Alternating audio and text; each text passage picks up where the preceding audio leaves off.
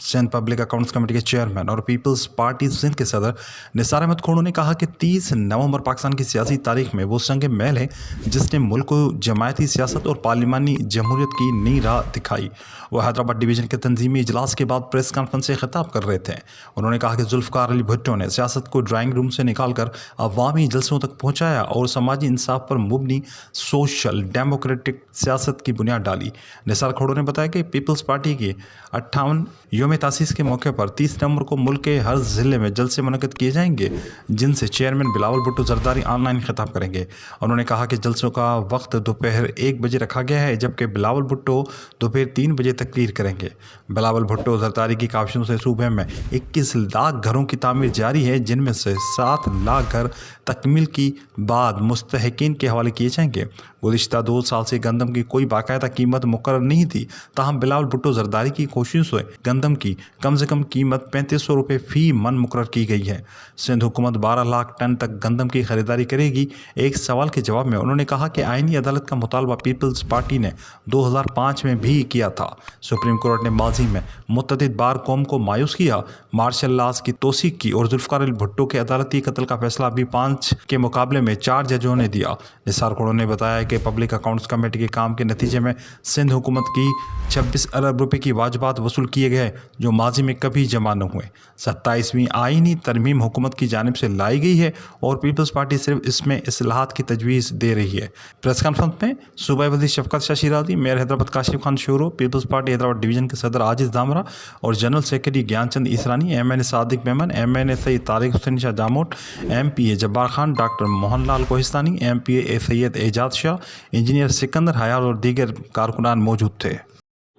मंसूबा है कि जहाँ 21 लाख घर बने, चाहे एक कमरे का ही सही, लेकिन 21 लाख फैमिली अपने आप को महसूस समझेंगी।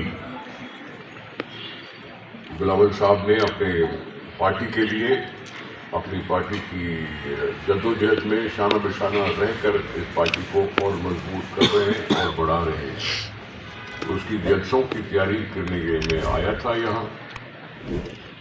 बाकी तो हम अपनी पीपल्स पार्टी के किरदार की तारीफ करने से रोकेंगे नहीं, क्योंकि उन्होंने ताज़ा एक बहुत बड़ा कदम उठाया कि जिसमें आबादगारों को सारी सिंध में 57 अरब रुपए का पैकेज तैयार करके दिया कि जिसमें हर आबादगार को 1 एकड़ पर 22,000 रुपए मिलेंगे। बरतानिया में तो लिखा हुआ ही आइन नहीं है, ठीक है। दूसरे भी मुल्कों में आइन होते हैं और मुख्तलिफ औकात कार में। पाकिस्तान तो 1935 के ऑर्डिनेंस पे चल रहा था। पाकिस्तान का महज वजूद जब आया तो कौन से कानून पे चल रहा था? 1935 वाले। तो बेहतरी लाने के लिए जब तुम इलेक्ट करते हो हाउसेस, तो इलेक्टेड हाउस को हक भी दो कि वो पाकिस्तान में कहीं ना कहीं कोई कमजोरी है तो उसको दूर करने की कोशिश करे। और फिर मैं इस पे यकीन नहीं रखता कि हर हफ्ते अमेंडमेंट आए, और मैं समझता हूँ कोई आ भी नहीं रही। और जिक्र तालीम को वफाक के हवाले करने का भी था और पॉपुलेशन प्लानिंग को भी जिक्र था कि वफाक के हवाले किया जाए।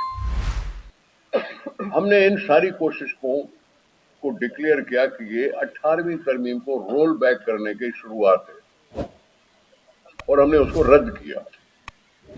27वीं तरमीम पास होने के बीच में हमने उसको रद्द किया।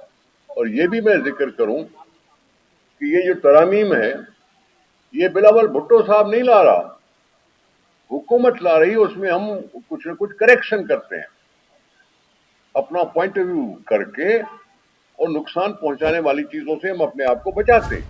तो बिलावल साहब नहीं तैयार करके तरामीम ले आए, न 26वीं न 27वीं।